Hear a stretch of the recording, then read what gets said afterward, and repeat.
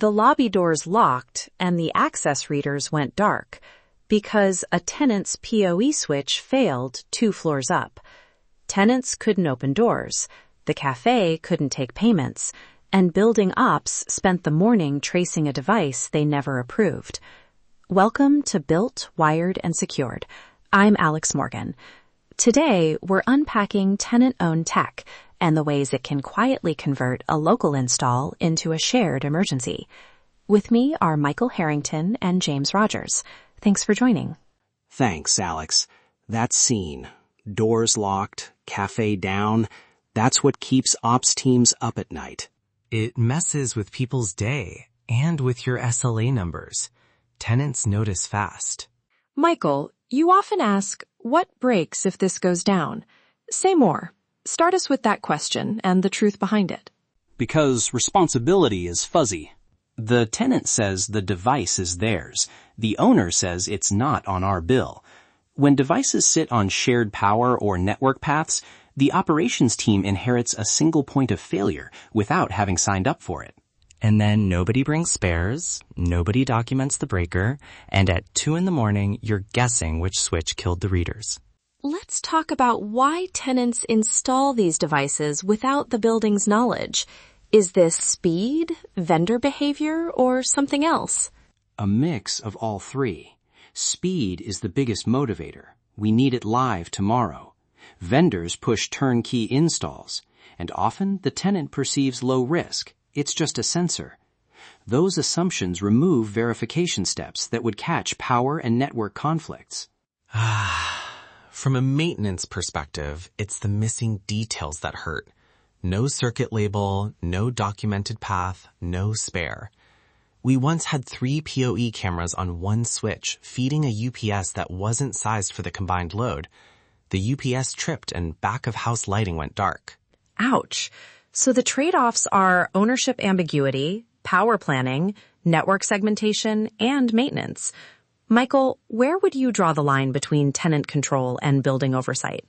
If a device touches shared infrastructure, common power, shared closets, life safety, or common area services, the building needs visibility and approval.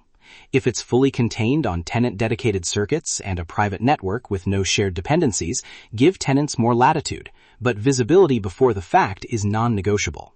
I agree, but tenants want autonomy, so we built lightweight processes, device registration, a 1-page checklist, and a 30-minute verification at install. Fast, simple, and it keeps installs from becoming surprises. What's on that 1-page checklist? What catches the majority of issues? At minimum, device model and vendor contact, power source and breaker ID, physical location, cabling path, UPS requirement, and whether it interfaces with building systems. Also ask, does the vendor need admin-level credentials? If yes, escalate the review. And then the verification. A technician confirms labels, circuit IDs, and that the device is on a tenant VLAN or on a physically separate circuit. Label, circuit, VLAN. That 3-point check makes later troubleshooting possible. Segmentation helps, but it doesn't fix power or physical access problems. How do you pair technical controls with physical rules in a way tenants accept?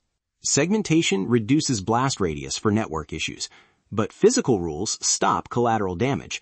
No tenant gear in common cabinets unless it's in a monitored, designated bay. Combined logical isolation with clear physical boundaries. We implemented designated tenant racks with a capped power budget and a required spare part declaration. Tenants who needed more capacity either supplied spares or signed a service SLA. That change kept people honest. Let's surface a real tension. Some say mandatory registration feels like policing. James, are you confident a 1-page checklist actually stops creative contractors? I'm not sure it stops everyone. I've seen contractors try to skirt rules when timelines are tight. Fair point. If cooperation fails, operationally we will place a hold on the space until remediation occurs. Unpopular, yes, but it stops repeat outages and forces accountability. That tension is worth naming. Better to avoid the deadlock. Use incentives and a small free service verification to keep people cooperative. Tone matters. Frame it as protection for the tenant's uptime. We want this to keep working for you. Offer a free 30-minute verification, and many tenants see it as value, not policing. One practical investment we made was monitored power metering in shared closets. It flagged unexpected loads and let us call a tenant before things failed. It reduced recurring outages in that closet and let us proactively address issues. Reactive calls declined and tenant satisfaction improved. Before we close, give me one quick win that saved time and one approach that failed and why. Win, bring your gear packet, label stickers, circuit log template, and the intake email, cut installs down. Vendors arriving with that pack finished installs cleanly, and we saw fewer follow-up incidents. Fail, trying to ban tenant devices outright. That pushed installs underground and created worse problems. Another win, monitored closets and a small notification workflow. We could call a tenant at the first sign of trouble. Failures come when rules are too rigid and slow move-ins. People then bypass ops and you lose control. Quick checklist listeners can use this week. 1. Create a one-page device registration checklist. 2. Require a brief on-site verification during install. 3. Define where tenant gear can and can't sit physically. 4. Plan for power and documented spares. 5. Use network segmentation paired with physical controls. Anything to add in a sentence? Documented and folded into tenant onboarding. If it's written and easy, people follow it. Train a small group to do the verifications consistently. Consistency beats scale. Reliability starts with disciplined maintenance. If you want a practical start, GDS Technology put together a one-page tenant tech checklist with the device registration template, verification steps, and a circuit labeling form you can use this week. Download it from the show notes and send us examples of tenant tech headaches. If we get enough, we'll produce a deeper operational playbook. Final thought. Tenants will keep bringing tech. Your job is to make that tech visible, contained, and supported. So when something goes wrong, it doesn't take down the neighborhood.